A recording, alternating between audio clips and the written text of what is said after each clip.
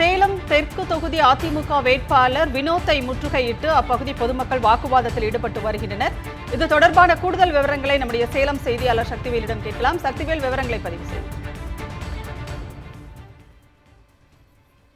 அதிமுக சார்பில் போட்டியிடும் வினோத் தொகுதிக்குட்பட்ட 49வது கோட்டத்தில் எஸ்கே கார்டன் என்ற பகுதியில் பிரச்சாரத்தில் ஈடுபட்டார்.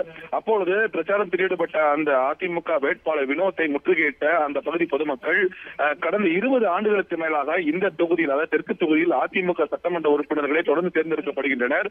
ஆனால் மக்களுடைய பிரச்சனைகளை அதிமுக சட்டமன்ற உறுப்பினர்கள் கண்டுகொள்வதே இல்லை.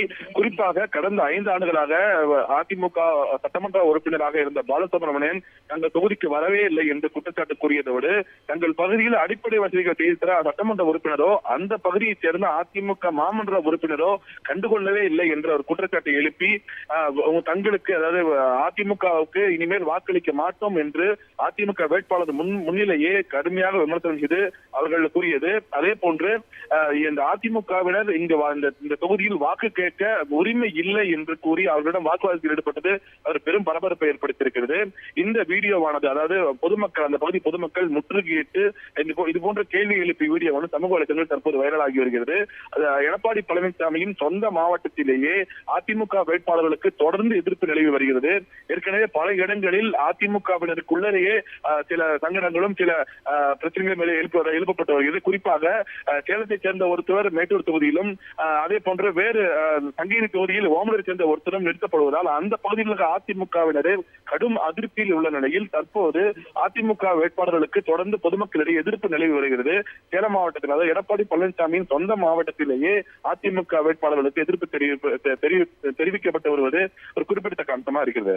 உமா, நன்றி சக்திவேல். கூடுதல் விவரங்களுக்கு மிக்க நன்றி.